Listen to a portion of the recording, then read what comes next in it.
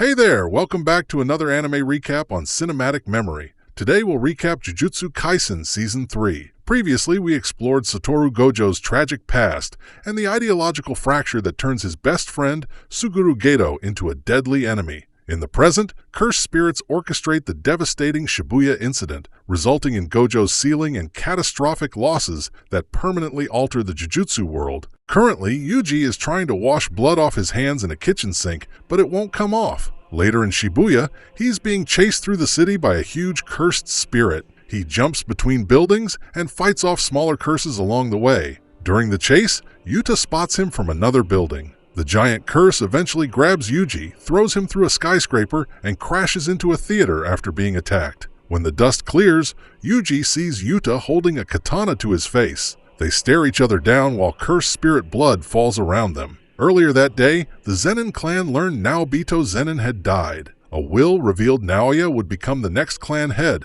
but there was another condition. If Gojo died or became unable to lead, Megumi Fushiguro would inherit everything instead because of an old agreement with Toji. Naoya got furious and decided to go to Tokyo, planning to kill Yuji and also take the chance to kill Megumi. Meanwhile, Yuji is feeling guilty over all the deaths caused during Sukuna's rampage, especially Nanami and Nobara. Choso talks with him and tells him not to blame himself for everything. The two decide to work together and clear cursed spirits around Tokyo for now. They start hunting curses together in Shibuya. Choso uses piercing blood to wipe out groups of curses while Yuji easily handles stronger ones. During this, Choso keeps calling Yuji his little brother and asks him strange questions about his father. Naoya suddenly appears and attacks them. He explains that Yuji has been sentenced to death again now that Gojo is gone. He says he wants to use Yuji as bait to lure Megumi out. Naoya's speed overwhelms Choso, but before the fight can continue, everyone senses a terrifying presence nearby. Yuta appears on top of a building. He asks which one is Yuji, making it clear he's there to execute him. Naoya quickly says they're on the same side and leaves Choso to fight him while Yuta chases Yuji. Yuji runs, but Yuta easily keeps up. Their fight becomes intense fast. Yuji realizes Yuta constantly reinforces his body and sword with cursed energy, making every attack dangerous. Even though Yuta says he's physically weaker than Yuji, his massive cursed energy makes up for it. Yuji tries everything to survive, using cars, weapons, and quick movements to escape Yuta's attacks. He even manages to break Yuta's katana. For a moment, Yuji thinks he might actually have a chance in hand-to-hand combat. Then Rika suddenly appears behind him and restrains him completely. Yuta calmly walks over with the broken sword, apologizes quietly, and stabs Yuji through the heart. There's a quick flashback showing Megumi visiting Sumiki, who is stuck in a wheelchair and being cared for by hospital staff. Back in the present, Yuta stabs Yuji through the heart, and Sukuna immediately notices it from inside Yuji. At the same time, Choso is fighting Naoya, but Naoya is way too fast thanks to his projection sorcery technique.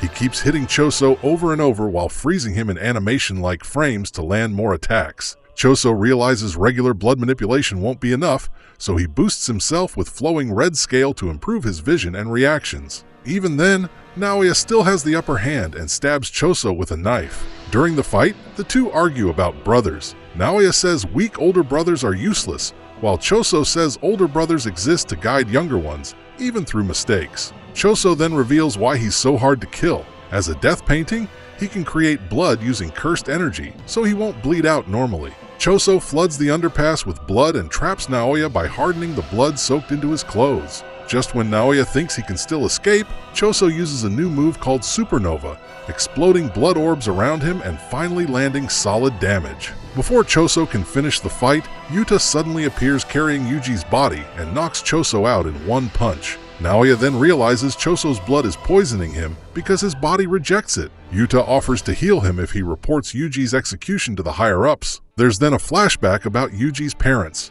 Yuji's grandfather warns Yuji's father, Jin, to stay away from Yuji's mother, Kaori, saying something feels wrong about her. Kaori appears with stitches on her forehead, hinting at Kenjaku's involvement. Yuji wakes up beside a campfire with Yuta nearby. Yuta explains that Gojo asked him months ago to protect Yuji if something happened. To convince the higher-ups, Yuta had to actually kill Yuji because of a binding vow, then immediately heal him with reverse curse technique. Megumi soon joins them and explains the situation. A deadly event called the Culling Game has started. People with awakened curse techniques are forced into battle zones where they gain points by killing others. Players can even add new rules if they collect enough points. Megumi asks Yuji for help because Tsumiki has been dragged into the game. Yuji hesitates, still blaming himself for Shibuya, but Megumi tells him they can't sit around feeling guilty forever. They're Jujutsu sorcerers, and they need to keep moving forward. Yuji agrees to help and asks Yuta to kill him if Sukuna ever fully takes over again. The group then heads back to Jujutsu High to meet Tengen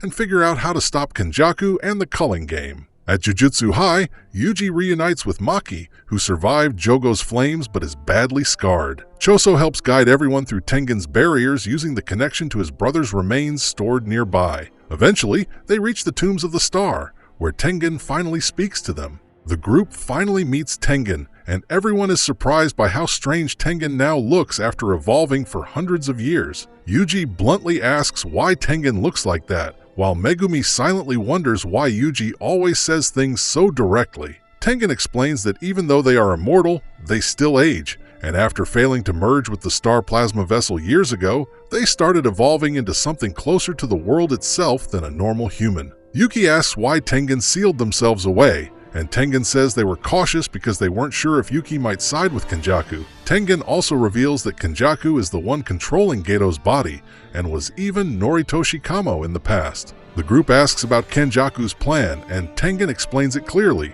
He wants to merge all of humanity in Japan with Tengen. Normally only a star plasma vessel could merge with Tengen, but because of the failed merger years ago, Tengen can now connect with anyone. If this happens, humans would lose individuality and basically become one giant existence. Tengen says even one bad person could ruin everything because emotions and thoughts would spread instantly. Tengen also explains that Kenjaku couldn't force everyone to become sorcerers individually because it would require too much cursed energy. Instead, he created the Culling Game to prepare people for the merger. Yuki asks why Kenjaku waited until now. Tengen explains that fate always linked the Six Eyes user, the star plasma vessel, and Tengen together. In the past, Kenjaku tried multiple times to interfere but was always stopped by a Six Eyes user. Everything finally changed because of Toji Zenin. Since Toji had no cursed energy, he broke that chain of fate when he killed Riko Amanai and nearly killed Gojo. After that, Kenjaku eventually got Geto's body and finally had all the pieces needed for his plan.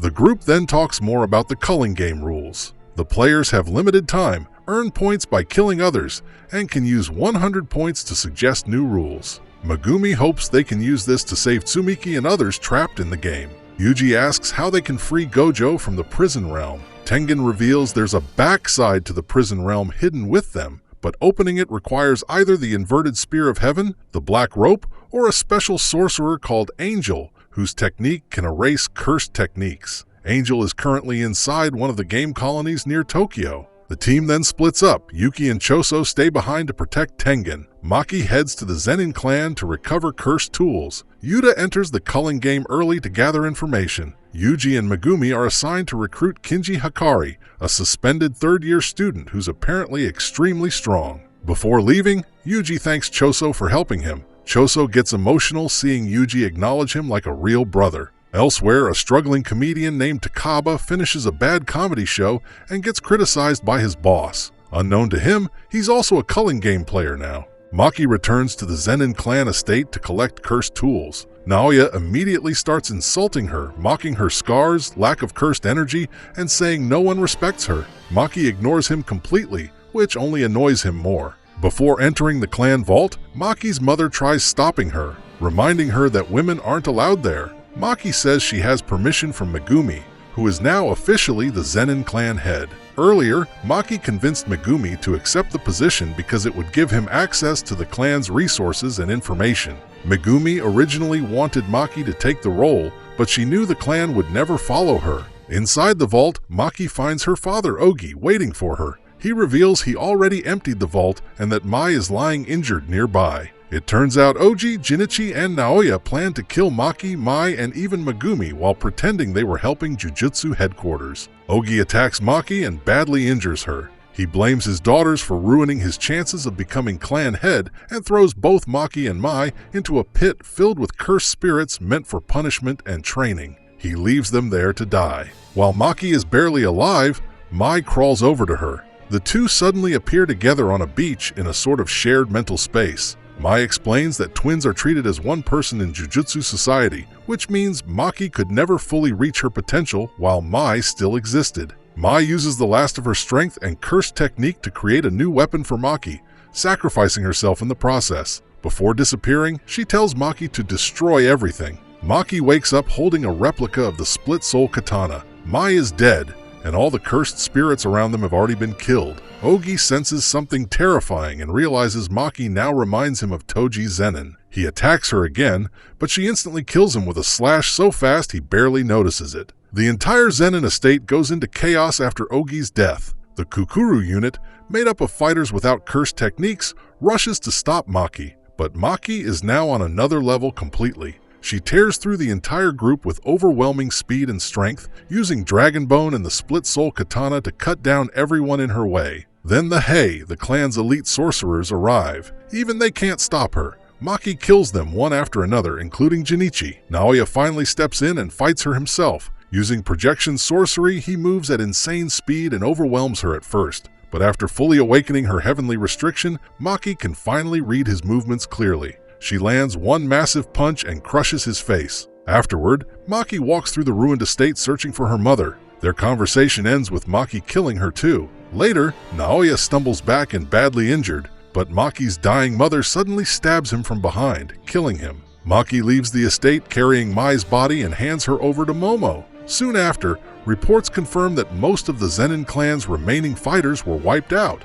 The Gojo and Kamo clans then moved to remove the Zenin clan from the big three families entirely. Masamichi Yaga is remembering how Panda was created. When Yaga created Panda, the higher-ups arrested him because Panda was not a normal cursed puppet. Unlike regular puppets, Panda could generate his own cursed energy, almost like a real living being. The higher-ups feared that Yaga could create an entire army of puppets like Panda, so they wanted him to reveal his technique. Yaga refused because he knew they would misuse it, and he claimed Panda was just an accident. Back in the past, Yaga is shown secretly taking care of more automatic puppets hidden in a forest protected by Master Tengen. One of the puppets asks why he seems upset, and Yaga says he may not be able to visit them for a long time. The puppets sadly say goodbye to him. Meanwhile, Panda has been captured by the higher-ups because they believe Yaga will come to save him. However, Atsuya Kusakabe secretly frees Panda because Yaga once helped his family. Kusakabe explains that his sister lost her son, Takeru, and fell into deep depression. Yaga created a puppet using Takeru's information so it could act and speak just like him. Seeing the puppet helped Kusakabe's sister recover emotionally. Because of this kindness, Kusakabe decides to repay Yaga. Later, Yaga is confronted by two sorcerers, including Yoshinobu Gakuganji, who tells him he has been sentenced to death. They demand that he explain how to create automatic cursed puppets. After being badly injured in the fight, Yaga finally reveals the method. He explains that 3 souls must be placed inside one core where they observe each other for around 3 months until an automatic puppet is born. Yaga says this knowledge is a curse he is passing on to Gakuganji before dying. Panda arrives too late and finds Yaga dead. Gakuganji asks if Panda hates him, but Panda calmly replies that Gakuganji was only following orders. Still, Panda says even a panda can cry, and he breaks down in tears. The story then shifts to Yuji and Megumi, who are searching for Kinji Hakari. Tengen told them Hakari runs an underground fight club where sorcerers battle while normal people gamble on the matches. Since Hakari was suspended from Jujutsu High after fighting the higher-ups, Yuji and Megumi disguise themselves before entering. Yuji is selected to fight while Megumi sneaks around outside. Inside the club, Yuji discovers his opponent is Panda, and the two put on a fake but entertaining fight to impress Hakari. Hakari, watching through security cameras with Kirara, becomes interested in Yuji and invites him to his office. In Hakari's office, Hakari talks about gambling scams and how people are driven by excitement and ambition. Yuji accidentally reveals his true identity. Realizing Yuji lied to him, Hakari suddenly attacks him. Megumi sneaks into Hakari's building by hiding inside a guard's shadow. After getting inside, he quietly knocks the guard out. At the same time, Panda distracts 2 other guards by acting like a normal panda playing with a tire, but the guards quickly realize he is actually one of the fighters from the club. Panda easily takes them down too, and both he and Megumi head toward the rooftop where Hakari's office is located. Before they can reach the office, Kirara suddenly appears. Megumi and Panda are surprised because they thought Kirara would still be with Hikari. Kirara quickly realizes that Megumi and Yuji are students from Jujutsu High and assumes they might be a threat to Hikari. She immediately calls Hikari to warn him. Megumi attacks using Divine Dog, but Kirara's curse technique stops them from getting close to her. Panda also struggles to approach her. Megumi notices strange star markings on Panda and starts trying to figure out how Kirara's ability works. He explains that they are not working for the higher-ups and that they only need Hikari's help because of the Culling Game and Gojo being sealed. As the fight continues, Megumi slowly figures out Kirara's curse technique. It is based on the Southern Cross constellation. Kirara assigns different star marks to people and objects. Depending on the star assigned, certain targets are either attracted to each other or unable to get close. Megumi realizes there is also a hidden fifth star called Mimosa that acts like a checkpoint. To reach Kirara or Hikari's office, they first need to move through the stars in the correct order. Kirara tries attacking them with cars marked by her cursed energy, but Megumi comes up with a smart plan. He secretly leaves Divine Dog hidden nearby and increases his own cursed energy, so the dog is pulled toward him, dragging Kirara along with it. This forces Kirara to deactivate her technique.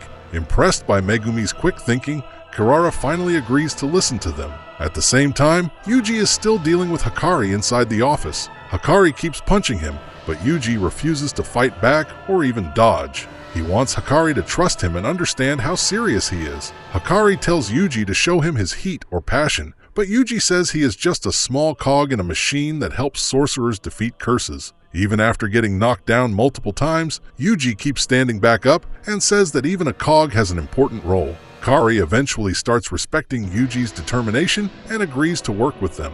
Right after that, Kogane appears and announces a new Culling Game rule. Players can now view information about other players, including their points, rules added, and current colony location. The rule was added by Hajime Kashimo, a powerful player with over 200 points who wants to find and fight Sukuna.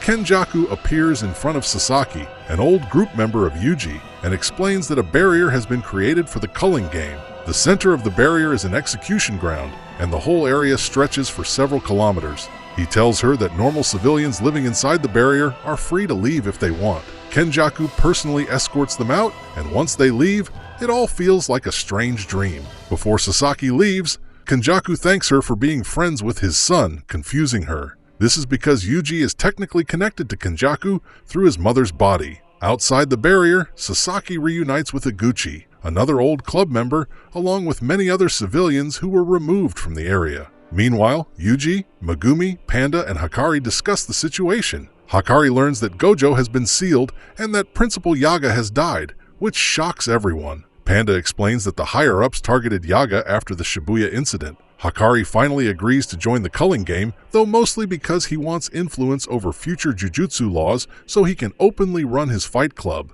Megumi mentions that he is now the head of the Zenin clan, which surprises Hikari even more. Kogane then appears and announces a new rule added by a player named Hajime Kashimo. Players can now see information about other players, including their points and colony locations. Yuji also discovers that he is already registered as a Culling Game player even though he never officially joined. The group realizes Sukuna likely made a contract with Kenjaku long ago, just like the reincarnated sorcerers. Megumi comes up with a plan. Instead of killing players for points, they want to convince powerful players like Kashimo and Higuruma to add new rules. One rule would allow players to transfer points to each other, preventing forced eliminations. Another would let players leave the game by spending points and replacing themselves with a new participant. Their main goals become clear. Find Angel, who can free Gojo from the prison realm, and find Kashimo and Higuruma to help change the rules. The next day, everyone enters the barriers. Yuji and Megumi enter colony number 1 together. However, as soon as players enter, they are randomly dropped from the sky into one of several spawn points. Yuji is immediately attacked by 2 players, Hanyu and Haba, whose cursed techniques let them fly like a jet and helicopter. Yuji easily handles both of them, knocking them out with pure physical strength. During the fight, a boy named Rin recognizes Yuji from his hometown and offers to take him to Higuruma. At the same time, Megumi meets a girl named Remi, who claims she also knows Higuruma's location. She asks Megumi to protect her in exchange for the information. Megumi agrees cautiously, but realizes both old and new sorcerers inside the game can be dangerous. The story goes back to 2016. A mother and daughter are murdered, and a young man named Keita is arrested for the crime. The police found a bloody knife in his room, and the blood matched the victims. Even so, Keita insists he is innocent. Higuruma, who works as a defense lawyer, decides to take his case. Keita explains that he only ran from the police because he secretly kept a cat in his apartment, which was not allowed where he lived. He also says he found the knife on the street and planned to hand it over later. Most people think his story sounds fake, including Higuruma's co-workers, but Higuruma still believes there may be more to the case. Higuruma investigates further and learns that Keita lives in a poor shelter area where people are treated badly. He also discovers that another suspicious person from the neighborhood disappeared around the time of the murders. After working non-stop, Higuruma manages to prove that Keita could not have committed the crime because security footage placed him somewhere else during the murders. But even after all that, the case is appealed and Keita is still declared guilty. Higuruma realizes the legal system is unfair and that small lawyers like him lack the money and support needed to fight properly. Seeing Keita's disappointed expression really affects him. Higuruma later explains that he is not trying to be a hero. He just cannot ignore injustice. He believes the law is supposed to treat everyone equally, but many people purposely avoid seeing the truth. At that moment, his curse technique awakens and a strange Shikigami appears beside him. This is how Higuruma became a player in the Culling Game. Back in the present, Yuji and Megumi continue searching for Higuruma. Yuji follows Rin to an old theater, where he finally meets Higuruma relaxing fully clothed inside a bathtub. Higuruma jokes about charging Yuji legal fees before hearing him out. Yuji quickly realizes that Higuruma is not an ancient sorcerer, but a normal modern person who recently gained powers. Meanwhile, Megumi discovers that Remy lied to him and actually led him to a man named Reggie. Reggie explains his theory about the Culling Game. He believes Kenjaku's real goal is not simply to make players fight, but to let the strongest survivors remain before ending everything in a much bigger way. Yuji asks Higuruma to use his 100 points to add a new rule to the game, but Higuruma refuses. He wants to see how the Culling Game's system of justice works. Since talking does not work, the tension rises, and Higuruma activates his domain expansion, Deadly Sentencing. Yuji gets trapped inside Higuruma's domain expansion called Deadly Sentencing. Before the domain fully activates, Yuji tries to punch him, but his attack suddenly stops. Higuruma explains that violence is not allowed inside the domain. The place looks like a courtroom. Yuji is put on trial, while the Shikigami behind Higuruma acts as the judge. Yuji is accused of entering a gambling parlor while underage. Higuruma receives evidence from the judge, but Yuji first gets a chance to defend himself. Yuji has three choices: stay silent, confess, or deny the accusation. Since he actually did go inside the parlor, he gets nervous and overthinks everything. In the end, he says he only entered to use the bathroom, but the evidence turns out to be just a photo of him standing near an ATM. By admitting he entered the building, Yuji accidentally proves himself guilty.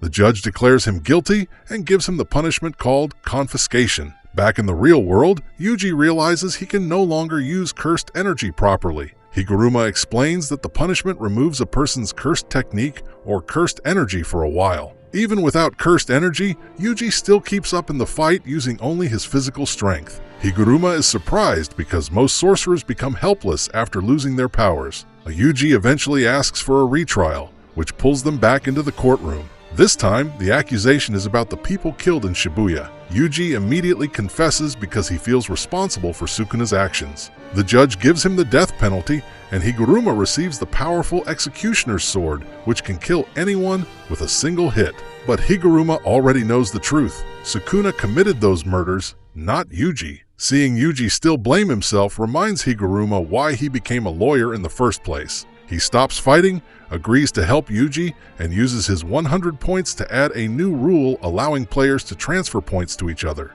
Megumi and Reggie are still fighting in the colony. Reggie explains that Kenjaku's real plan is to keep only one strong sorcerer alive in each colony. After that, Kenjaku will likely drop a bomb to end the Culling Game. Nobody knows what that bomb actually is yet, but it could happen anytime. Reggie is teaming up with strong players to collect points and survive. Megumi doesn't trust Reggie or Remy. A fight breaks out when another player suddenly attacks Megumi from behind. Megumi quickly uses his shadow technique to defend himself and throws the attacker away. Divine dogs also join the fight and damage Reggie. Reggie keeps trying to pressure Megumi, saying he should kill others to earn points. Meanwhile, Hazenoki uses his body parts like explosives, making the fight more chaotic. Remy also turns against Megumi and even stabs him, revealing she was never really on his side. Megumi is now tired and surrounded, but he keeps fighting smartly using his shikigami like frogs, elephant, and others. Hazenoki and Reggie realize Megumi is stronger than they expected. Then Takaba suddenly shows up and joins the fight. He is a comedian and acts very weird, making jokes even in serious situations. His jokes don't land at all, but he still confidently says he's on Megumi's side. Even though he's strange, he actually helps Megumi deal with enemies. Megumi confirms that Yuji's new rule, point transfer, has been added successfully. That means Yuji's plan worked. After Takaba joins, the fight shifts again. Reggie and Megumi continue battling, with Reggie using receipts to create objects like bombs, surfboards, and even a piano. Megumi finally decides to stop running. He activates his domain expansion, Chimera Shadow Garden, inside the gym. Reggie is shocked because he didn't expect Megumi to have such a strong technique. Reggie quickly uses an old-style counter technique called a simple domain, Hollow Wicker Basket. This protects him from the guaranteed hit effect of Megumi's domain. However, he soon realizes something is off. Megumi's domain is incomplete, so it doesn't really work like a normal one. Because of that, Reggie still gets attacked by Megumi's shikigami, especially the divine dogs. Megumi's domain mainly boosts his shadow technique. He can store things inside shadows and summon shikigami more freely. Reggie notices that Megumi isn't storing many weapons, which helps him figure out that anything stored in the shadow adds weight to Megumi himself. Reggie tries to use this idea against him by dropping heavy objects, like cars, into the domain. These objects sink into the shadow and start crushing Megumi under their weight. Megumi, however, counters by summoning even bigger shikigami, like a giant elephant, to balance things out. Both of them end up trying to crush each other using weight-based attacks, and the fight becomes a battle of endurance. Reggie almost wins by using even heavier objects, but Megumi cancels his domain at the right moment. Both of them fall into a swimming pool below the building. In the water, Megumi manages to catch Reggie and finishes the fight. Reggie realizes Megumi planned most of the fight carefully and admits defeat. Before dying, Reggie transfers all his points to Megumi. Meanwhile, Takaba is also fighting Hazenoki. Takaba's cursed technique, Comedian, makes anything he finds funny become reality, although he doesn't fully understand his own power. He survives attacks in a strange and unpredictable way, confusing his opponent completely. Back to Megumi, he decides to spare Remy after hearing his sister's voice in his mind. But right after that, Megumi gets exhausted and collapses. At that moment, a new character appears, Hana Kurusu, Angel, who has the ability to help free Gojo from the prison realm. The episode then shifts focus to the Sendai colony,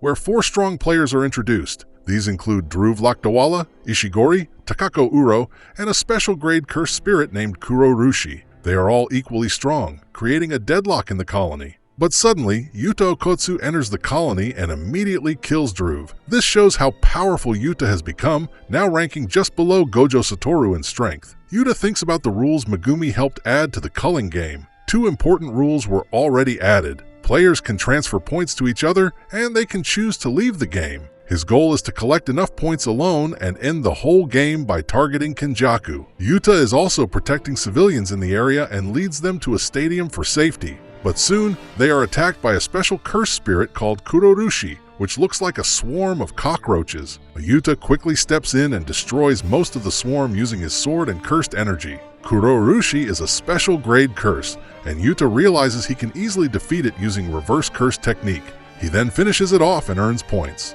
Right after this, another strong player named Uro appears. She can manipulate space in a strange way, making things seem bigger, smaller, or shifted. She explains that her technique doesn't directly damage people but controls space itself, which she uses for attacks. At the same time, another powerful fighter, Ishigori, joins the battle. He loves fighting and uses powerful laser-like attacks from his cursed energy. The battlefield becomes chaotic as all 3, Yuta, Uro, and Ishigori, start fighting each other. Yuta shows his intelligence in battle. He uses reverse curse technique to heal himself and carefully avoids getting caught in their attacks. He also reveals more of his ability to copy techniques. He can copy someone's ability if he consumes a part of their body. The battle gets more intense, and all three fighters even activate their domain expansions at the same time. However, their domains overlap and cancel each other out, making the situation unstable. At this moment, Kurorushi briefly returns and adds more chaos, but Yuta and Ishigori